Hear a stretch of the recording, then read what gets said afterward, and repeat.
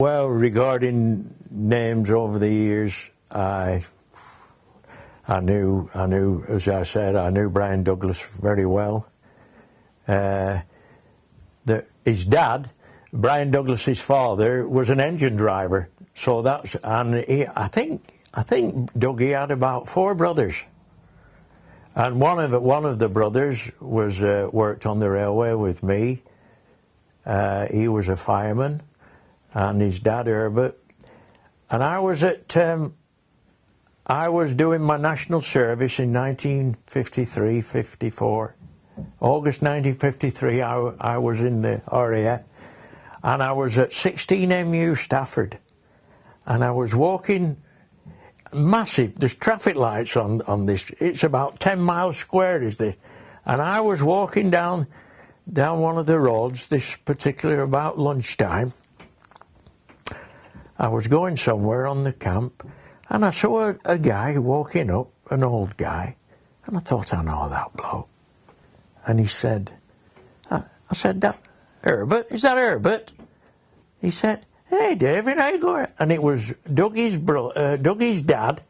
And I said, what are you doing? You haven't joined, have you? He said, no, he said, I've come to see our Brian, he's playing for the RAF today.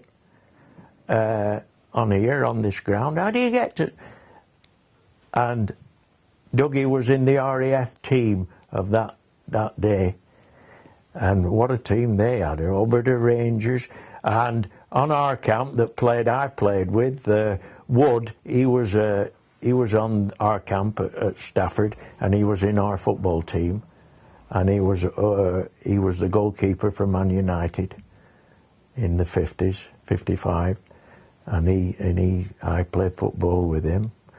1955, we was playing Bristol Rovers, and a guy called Tommy Briggs was the man that played centre forward, and he scored all 7 goals. Did Tommy? And then they signed the ball, all the players, and he said he could have got more if he'd have shaped himself, but he still didn't have the record. The record was 10 goals by a player, but he got 7 that day. Big bustling centre forward, very modest. He said he couldn't have scored any goals without the cooperation of his teammates, and he was a gentle giant, a bit like John Charles that played with Leeds. He were very gentle giant, but I wouldn't like to argue with him. He was big as a door. Massive lad. Yeah.